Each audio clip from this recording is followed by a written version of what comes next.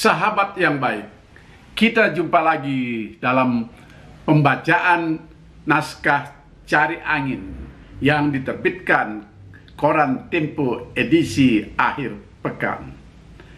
Kali ini judulnya adalah Rem Darurat, terbitan 12 September 2020. Saya bacakan dengan santai saja. Mungkin sedikit menyimpang dari naskah aslinya, atau ada celetukan kecil. Toh, naskah asli sebagaimana yang dimuat di koran Tempo akan saya tayangkan di layar ini. Baiklah para sahabat, saya akan mulai saja membacakannya. Rem darurat. Manusia merencanakan, corona yang menentukan. Ini tentu bukan pepatah aslinya.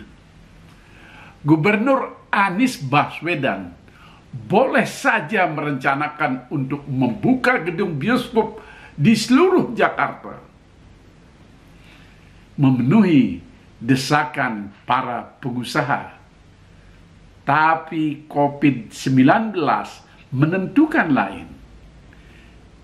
Jangankan membuka gedung bioskop, malah kini Anies Baswedan memberlakukan kembali pembatasan sosial berskala besar yang ketat, seperti awalnya wabah COVID-19 merebak.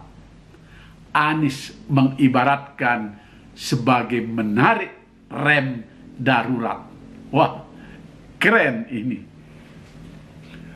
Gubernur Wayan Koster merencanakan membuka kawasan wisata di Bali pada 11 September kemarin.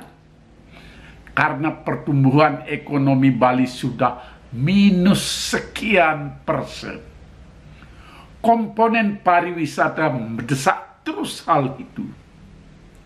Tapi COVID-19 belum mengizinkan. Kasus positif corona di Bali meningkat pesat. Hunian pasien di rumah sakit sudah menduduki juara 1, mengalahkan Jakarta yang berada di urutan nomor 2. Kalau di Jakarta rem darurat tidak ditarik, menurut Anies Baswedan, pada 17 September nanti rumah sakit sudah penuh. Di Bali rumah sakit bahkan sudah penuh. Tapi Wayan Koster tidak bisa menarik rem darurat. Karena remnya tidak ada sejak awal.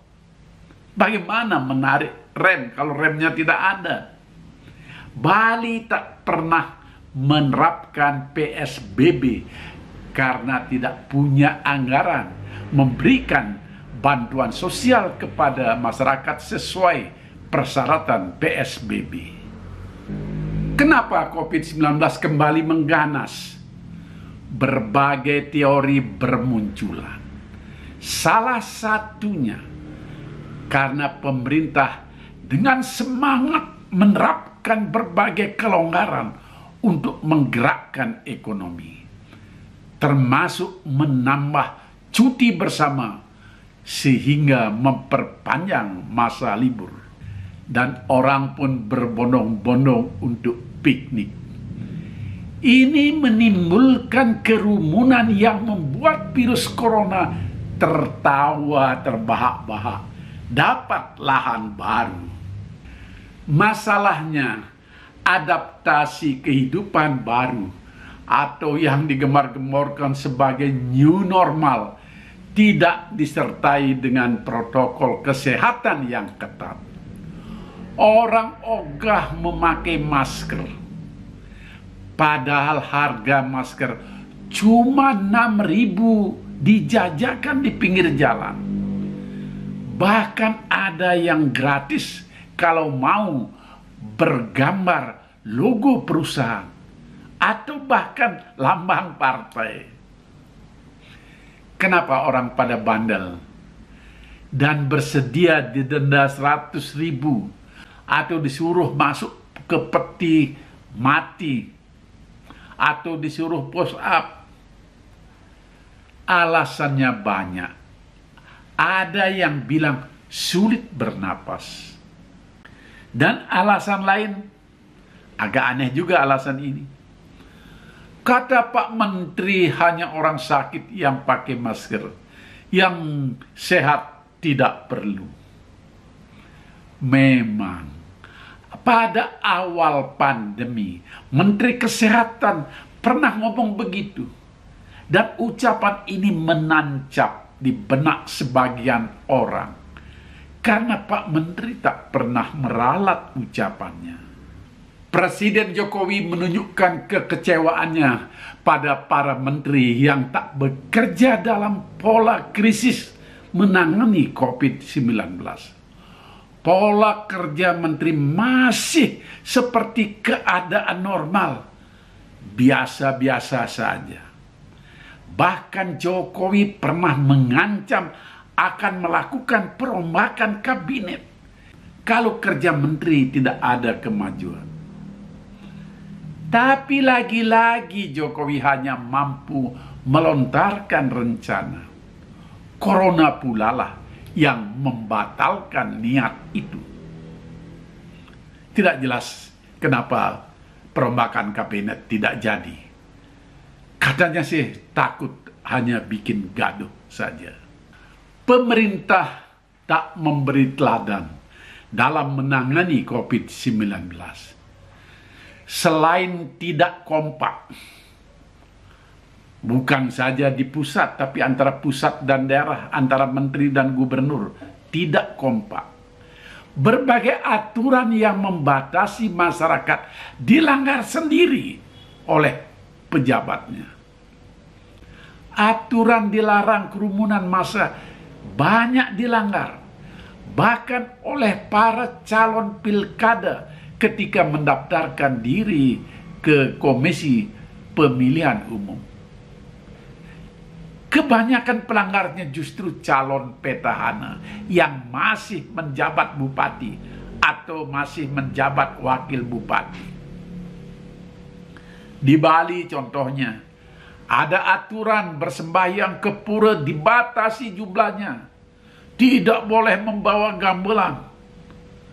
Tapi saat para calon bupati mendaftar ke KPU, masa dikerahkan beratus-ratus orang dengan iringan gamelan yang memekakkan, menghebohkan.